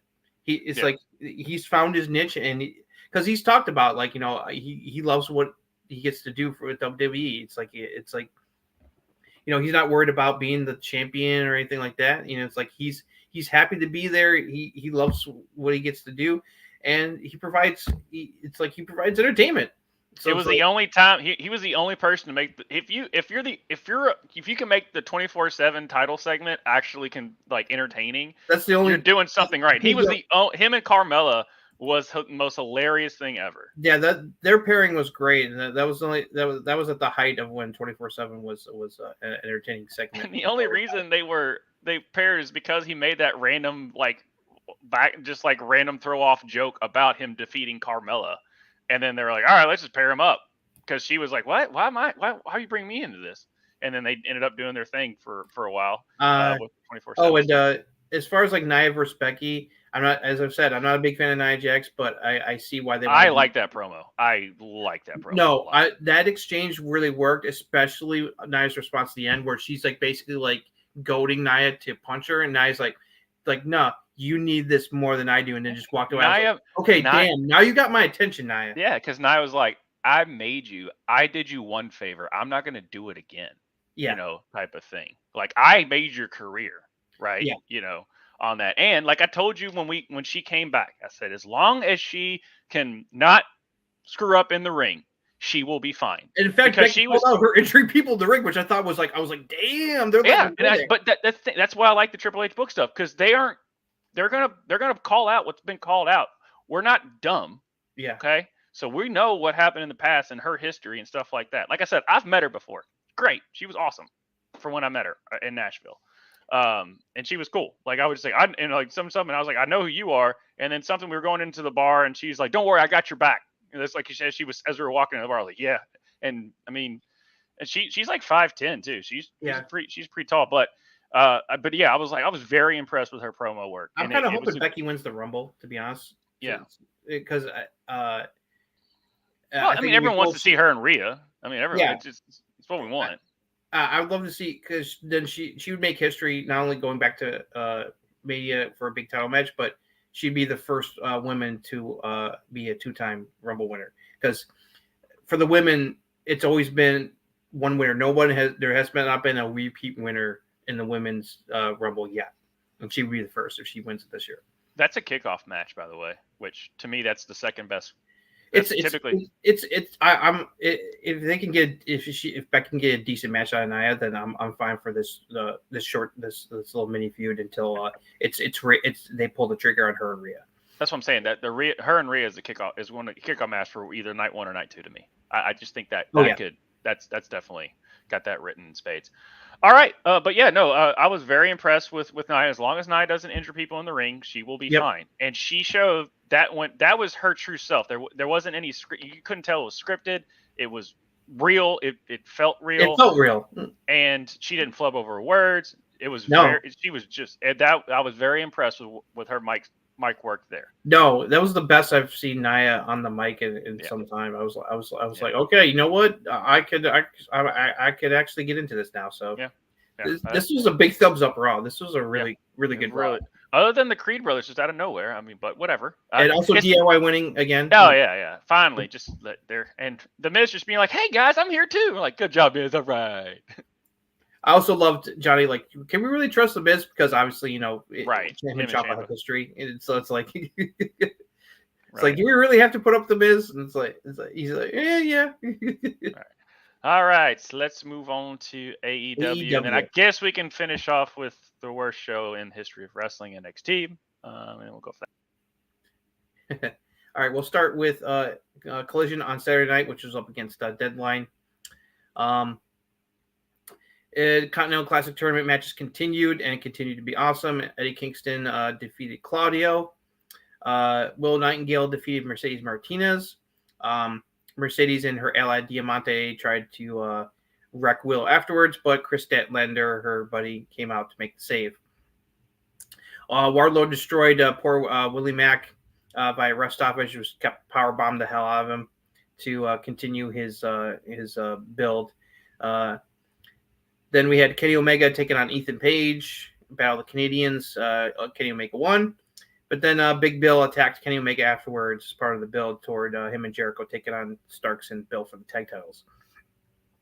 Penta, El Sierra Miedo, and Commander teamed up and defeated the Daddy Magic and Angel Parker 2.0. And then the main event, another Continental Classic match, which was another banger. Andrade defeated Bryan Danielson because Andrade went after the surgically repaired eye socket and used some rapid-fire elbows as well. And then hit Bryan with the Hammerlock DDT to win the match. The Blackpool Combat Club and Medical came up to check on Bryan to make sure he was okay afterwards. Don't worry, it was all storyline. He's all right. Then we get over to Dynamite the last night. I liked how they opened the show. They did a nice cold open where Samoa Joe just came out and was like called out Hangman and Page, accused him of being behind the Devil and the Goon Squad. for laying out MGF last week. Hangman came out and, of course, denied that he was behind it, and also seemed to imply that he thinks that MGF is behind the whole thing and that he's playing games. Roderick Strong in the Kingdom came out, Samoa, and agreed with Hangman that Max is behind the whole thing, which the fact that they keep pushing that, obviously it's not going to be. Hangman didn't appreciate Roddy being there, and they got into it, which led to them having a match, which Hangman won. Then we had lots of Continental Classic tournament matches here. Really good stuff. Andrade and Brody King had a banger match. This was awesome. Andrade actually won thanks to Turnbuckle being exposed, and Brody his head got bounced off of it, and then Andrade took advantage and hit him with the hammerlock to get the pin. So Andrade takes the lead in that bracket, on that side of the bracket, points wise. Then probably the worst segment of Dynamite. Jericho and Omega had a war of words with Ricky Starks and Big Bill. Was not impressed by this. This was definitely the low spot. I look forward to the tag match. Obviously they cashed in the tag title shot that they won from beating the Bucks at the last pay-per-view, and they're cashing it in at World's End. So that match was set in stone for the pay-per-view. Riho defeated Ruby Soho, and Timeless Tony Storm was on the commentary desk for lots of good fun shenanigans from her. Love my Tony Storm. Then we just had nothing but pretty much Continental Classic matches for the rest of the night. Roosh, defeated Jay Lethal. Jay Lethal has still not won a match in the tournament. Same for poor Mark Briscoe. He lost to Jay White. So Jay White is still live points wise going into the last week of the first round. And then on the main event, which everyone was looking for, and they delivered. Jon Moxley versus Swerve was awesome. Fans were hot for this match. And Moxley won, kind of to my disappointment. I thought Swerve was going to pull this out. But Moxley cheated like a mofo and used a handful of tights, because it definitely feels like they're building towards Swerve going babyface. Because the fans were definitely, I think, as much as they love both of them, I think they wanted to see Swerve win this match a little bit more. So Moxley gets a win, but it's not clean. But that was not the end of the show, because all of a sudden the cameras cut to the back and showed that Hangman Adam Page was being attacked in the parking lot by the Devil's Goon Squad. Devil showed up in a car and had the Goon Squad powerbomb Hangman onto the car, breaking the windshield. I wonder if that's a hint toward who might be behind the mask. Who knows? But that closed out Dynamite. Continental Classic has been producing banger after banger after banger matches for the most part. AEW, when they put on matches, they let them go. They give them time, and those things are awesome. Now, did I like Swerve going over on Mox? I mean, Mox going over on Swerve? Not really. It's based on the momentum that he has, but you got to put some. I still think Swerve's going to win the whole thing at the end of the day. That's the only thing that makes it work, is that Swerve is that it's if you lose one match, you're not totally out of it type of thing. The way it works. For that, I'm intrigued with the character work that Jay White's doing right now. Yeah, me too. I do like that. I do like the whole Jay Lethal not winning a match type of thing. He's been killing it in this tournament. He's getting a big push in this tournament. He beat Danielson, and then he beat Brody King, who looked like who was just wrecking people so far in the tournament. That was the first time Brody lost in the first round. So that was a big win for Andrade. Has Andrade and Swerve faced each other at AEW yet? No, they haven't really faced off. That's gonna be fun. That's because I can't remember, but that's gonna be fun. I just feel bad for Jay Lethal, Mark Briscoe, but I think Jay Lethal is storyline related. Yes, that's storyline related. They wouldn't keep going back and forth because I think this is lead to him splitting with Jeff Jarrett and company, because it's like this is going to lead to like people are going to point out like, dude, it's like the only way you can win is your buddies bailing you out all the time.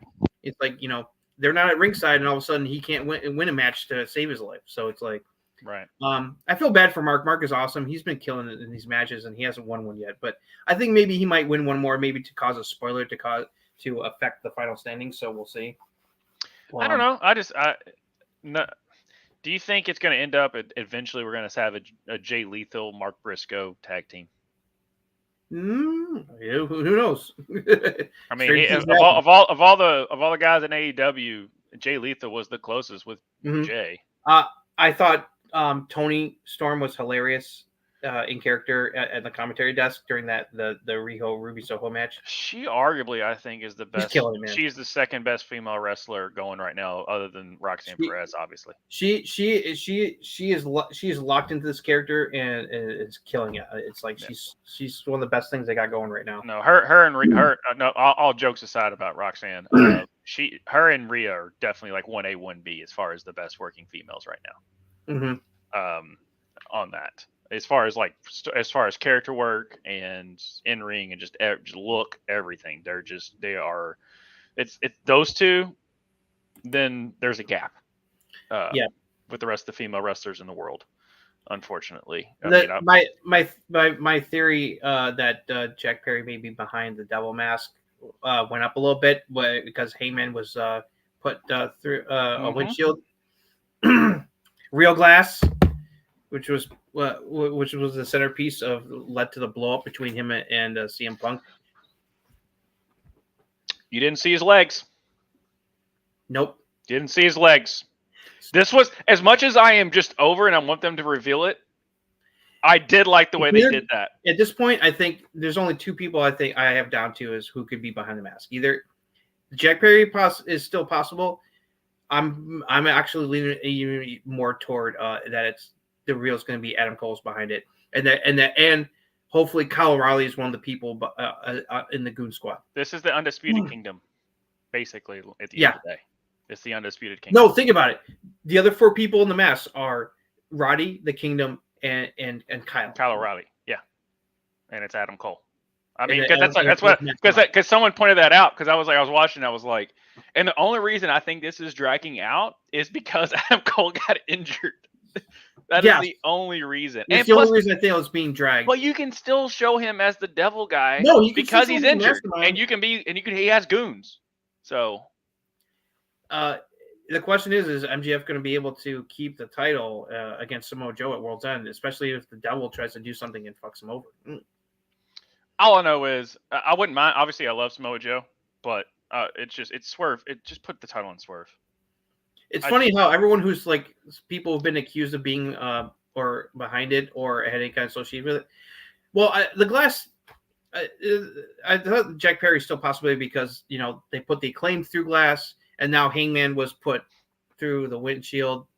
So I think they're doing it on purpose to make you think that it might be Jack Perry. Again, it's just a wink and a nudge. As long as it's not that. They should sit Tony down and say, let me show you what worked for Aces and Eights and what didn't work for Aces. Right. What worked for Retribution and then nothing worked for Retribution. I think Adam Cole would be the right reveal. It would be, I think, to make this work.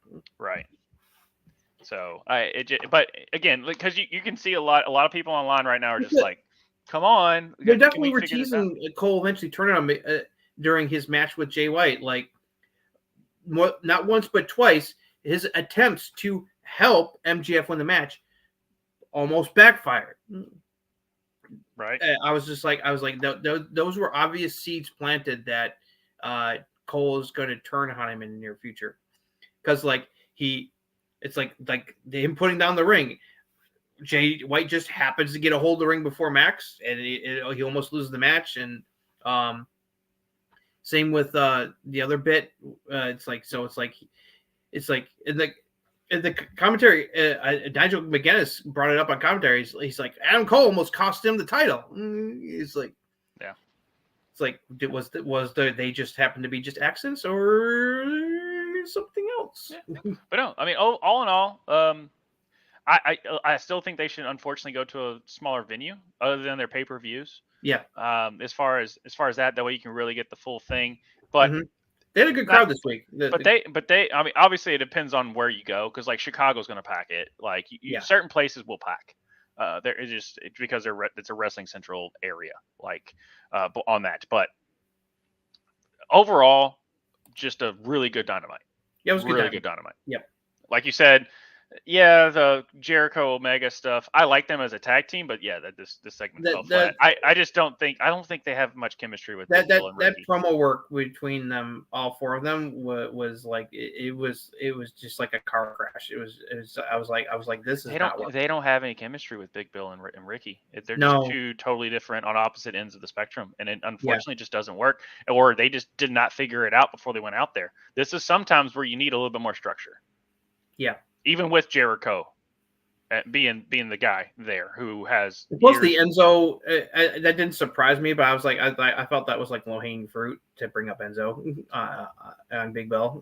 It's like, right. I don't know, but I was happy to see Eddie Kingston beat Claudio though. Yeah, no. Keep that going. Yeah, no. I'm hoping Eddie can run the table. It's like I don't think he's going to make it out of the first round, but at least hopefully he'll finish strong.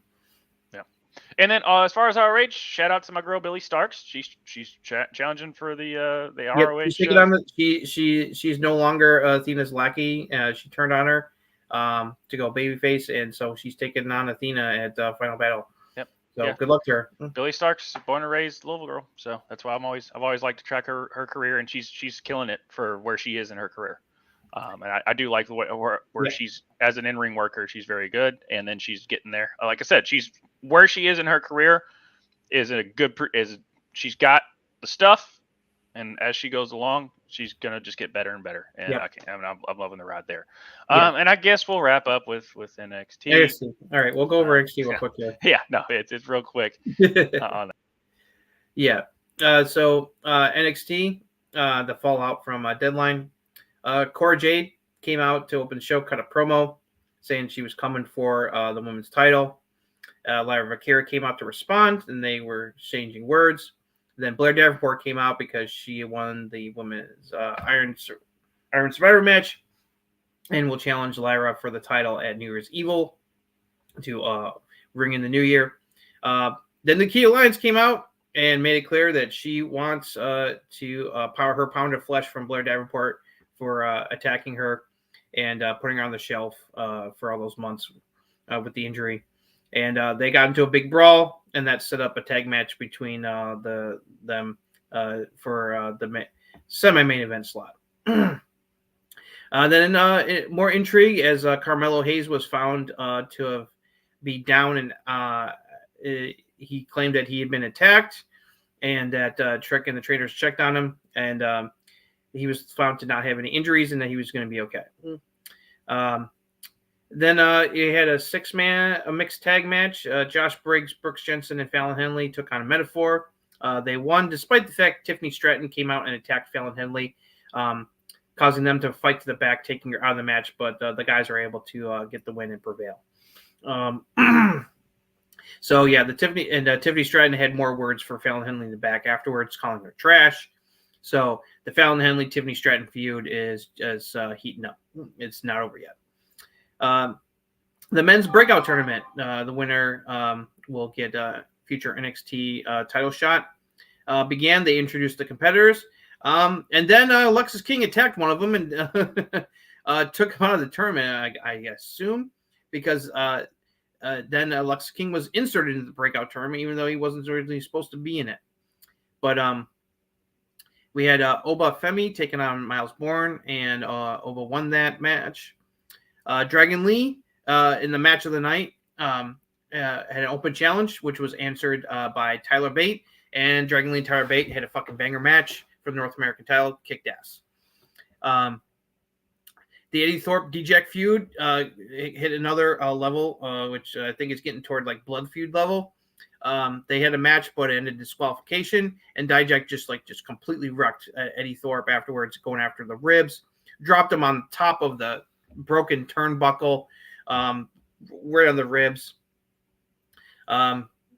So it's definitely building toward a big stipulation match coming up between those two for sure. Riley Osborne, who is representing Chase U, defeated Keanu Carver in the next breakout tournament match. They're building a storyline with Thea Hale doing goo eyes over Riley. Wants to ask him out, but she can't get up the nerve just yet. So her and JC Jane were in the in the Chase U section cheering him on during the match, and tried to approach him afterwards and was all like a nervous kid. What do you expect? So more intrigue going on with Chase U. Then Cora Jade and Blair Davenport took on Lyra Valkyria and Nikita Lyons. The interesting segment where they're building with up Tatum Paxley as being this stalker on Lyra Valkyria, because there was a segment where Nikita and Lyra were talking, and when she opened her locker, she found that her picture of her and Becky when she won the title had Becky's face replaced by Tatum Paxley. And then Tatum figured into the match. She came out, distracted Lyra. She was had one of the black feathers, which is part of her gimmick previously, being really weird and creepy. That caused Lyra to get distracted, and Cora Jade took advantage and got the pin on her. Tatum then attacked Nikita after the match, and then was all over Lyra like some really creepy stalker out of a movie. So I don't know if this stalker angle is working for me, but we'll see. And then to close out the show, Trick Williams and Ilya Dragunov had a face-to-face building toward their title match at New Year's Evil, with having Trick won the men's Iron Survivor. Mutual respect was shown, but then Carmelo Hayes came out and accused Ilya Dragunov of being the one who not only attacked Trick Williams, but also was behind the attack against him earlier in the evening. Ilya was like, Melo, you're delusional. That's a bunch of BS. Melo said he was going to expose the truth. Got into it with Ilya. They tug of war with the title belt, and that led to him accidentally hitting Trick with the title belt to close out the show. I know people don't want to see Melo turn, but it feels like that's where it's heading. I mean, now all of a sudden, now he's accusing. First, it was it was sure it was Lexus King. Now he's accusing Ilya Dragunov of all people being behind it. That's BS. So it's and also it feels like Melo being attacked was all smoke and mirrors as well. I think so. It's because the trainer was like, "You're fine, man. You're not even injured," but Melo was acting like he was injured. So it's as the phrase "thanks to the game Among Us" put into lexicon, very sus. Melo is really sus right now. Can we just get to the point in this point? At this part? Can we just get to the point here, guys? I don't think we're going to get the trigger pulled until the Trick versus Ilya title match at New Year's Evil. I didn't see it in your notes. Where was Roxanne in this show? She was not on the show, which was... she wasn't on the show! Huh. There wasn't even any follow-up to her, Kiana James getting help from Izzy Dame to win the match. So I thought it was a little strange. I'm just saying, we did a show. We previewed said NXT of what we think is going to happen in NXT's pay-per-view. I said, if Roxanne Perez doesn't win, I am not watching NXT anymore. She didn't win, and she didn't show up on the show. I'm not saying that Shawn Michaels watches our show and just says all right, well, I'm going to lose that viewer anyway, so I'm not going to put her on the show. But I'm throwing it out there. I'm throwing it. The planets align way too much in that. I'm just saying. Just saying. It's like HBK. I love you, dude, but you're making my buddy Josh here upset about his girl Roxanne. So please stop. Please do right by Roxanne soon, okay, dude. Just make my boy Josh happy. It's come on. Because I just like to come on here, shoot the wrestling breeze with my buddy Justin, and you didn't, and I didn't. I had a week without Roxanne Perez on my television screen, just being the greatness that she is. I mean, what else? Say that she's getting to hang out with one of her idols, CM Punk. So good for her. Yeah, she went on NXT. Anyway, no. And Booker T can't talk about his protege. You're gonna strip that from Booker T? Speaking of CM Punk, word came out that he went down. He was backstage during this entire episode of NXT. Oh, and that he was watching the production. He was giving tips to wrestlers, chatting with them, and then the next day he was still there. He came back to the Performance Center and was working out there and working with the talent.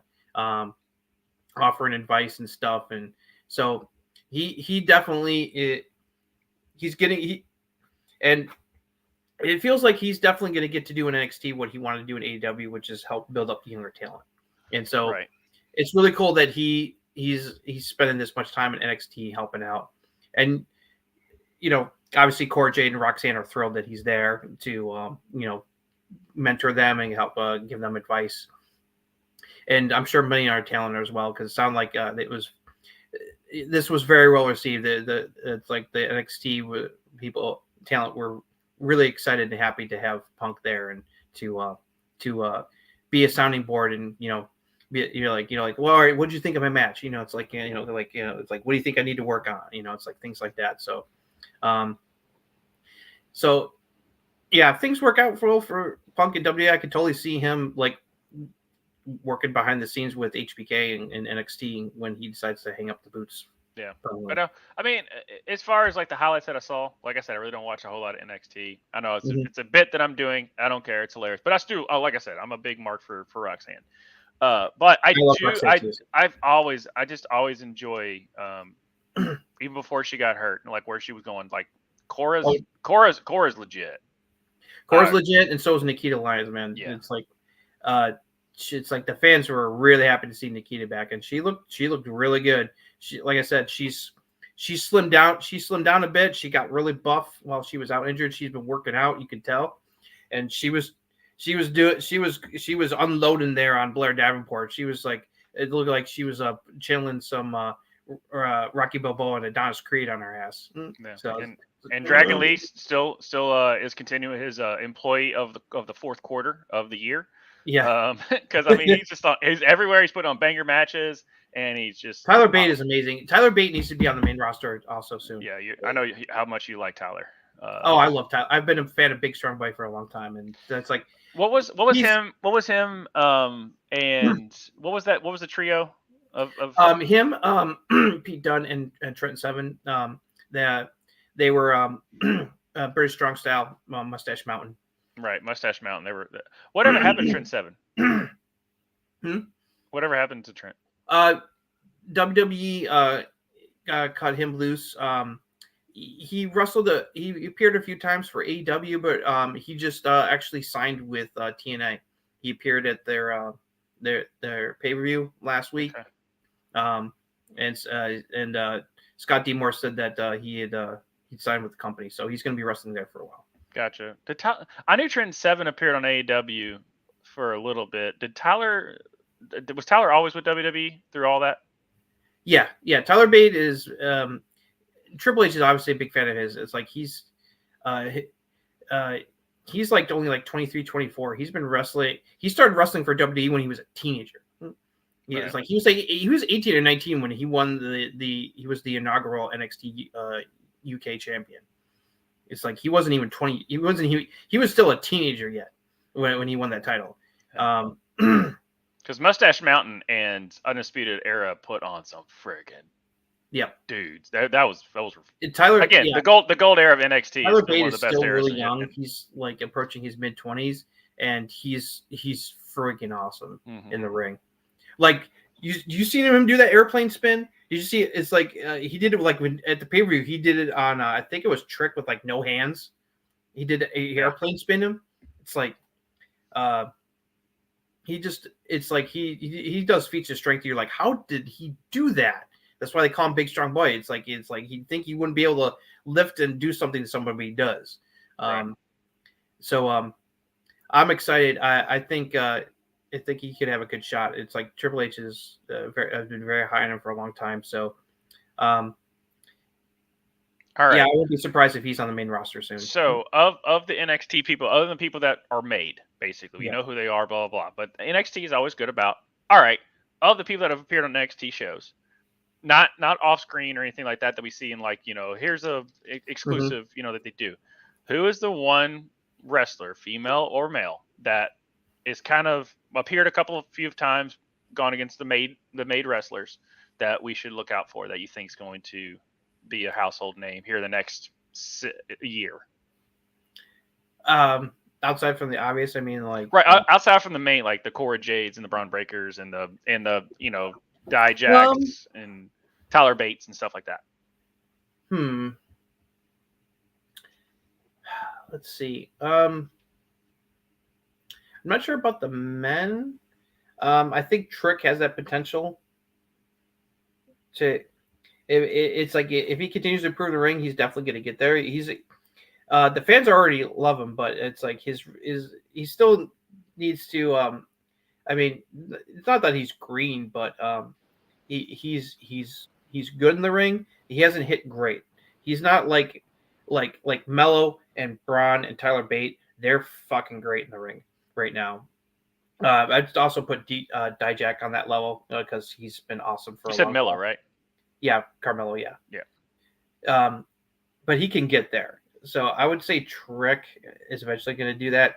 As far as the women, that's tough because well, I mean, you've got to me. There's top three, and it's Tiffany, Cora, and Roxanne, and then there's a little bit of a dip. Now Valkyrie's I'm trying to get behind her. I can't. Just something about it just doesn't. I think they just need to work on her character a little bit because her in-ring work is fantastic. I think they just need to work on her character a little bit. I think that's why they're doing the stalker angle to give her some more character depth. But Lyra and Nikita are right behind those three. But you agree with me though that it's those three. Then there's a little bit of a drop. And then, which three? Tiffany, Roxanne, and who else? Cora. Cora, yeah. I think very highly. I think Cora Jade's got.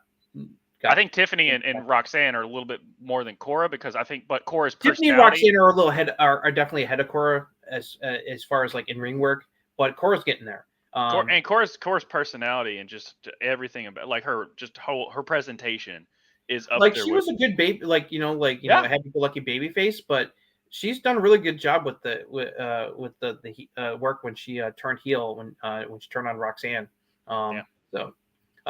I also like the new look. It's for her. Well, it's it fits with the heel persona. Yeah. Out